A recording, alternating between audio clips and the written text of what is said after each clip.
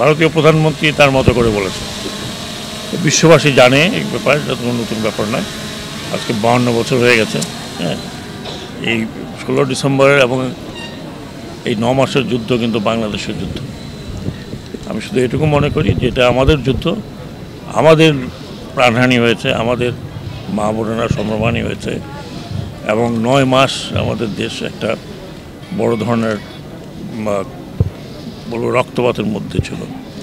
আমাদের যারা মুক্তিযুদ্ধ করেছেন, প্রাণ দিয়েছেন, শহীদ হয়েছেন, তাদের প্রতি আমরা সবসময় শ্রদ্ধা জানাই। যারা বেঁচে আছেন আমি মনে করি তারাও আহত হবেন যথা, কারণ আমাদের যুদ্ধটি আমরা শুরু করেছিলাম, আমাদের যুদ্ধটি আমরা সমাপ্ত করেছি। সেখানে সাহায্য সহযোগিতা ডেফিনেটলি ভারতের ছিল, এতে কোনো সন্দেহ নেই। আমরা সেটাও স্মরণ করি এবং সবসময় স্মরণ রাখি একটা ফ্রেন্ডলি কান্ট্রি হিসেবে। এখন ওটা যদি ওনারা অন্যভাবে ইতিহাসে দেখেন সেটা ওনাদের ব্যাপার।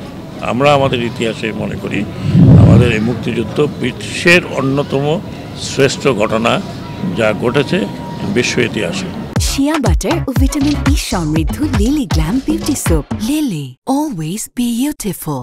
রাজনৈতিক দলের নিজস্ব চিন্তাভাবনা আছে, ওনারা রাজনীতি করেন। ওনাদের চিন্তাভাবনায় কখন কোনটা বলতে হয়, কি বলেন, কেন বলেন, সেটা সম্পূর্ণভাবে ওনারাই জানেন। ওনাদের মনের খবর আমি বলতে পারবো না। তো রাজনীতির জায়গায় আমি তো যখন প্রধান উপদেষ্টা বলেছেন নিশ্চয়ই একটা সুনির্দিষ্ট রোডম্যাপ হবে, সংস্কারগুলো শেষ হবে, আশা করি সেগুলো আমরা দেখবো, এখনও শেষ হয়নি। তারপরে নিশ্চয়ই উনি যখন এই কথা বলেছেন তো ওনার মাথায় তো নির্বাচন কবে হবে সেটাও শুধু নয়, কীভাবে হবে, কী সংস্কারের পরে হবে, এগুলো আছে, এগুলো তো আপনারা সময় মতো জানতে পারবেন।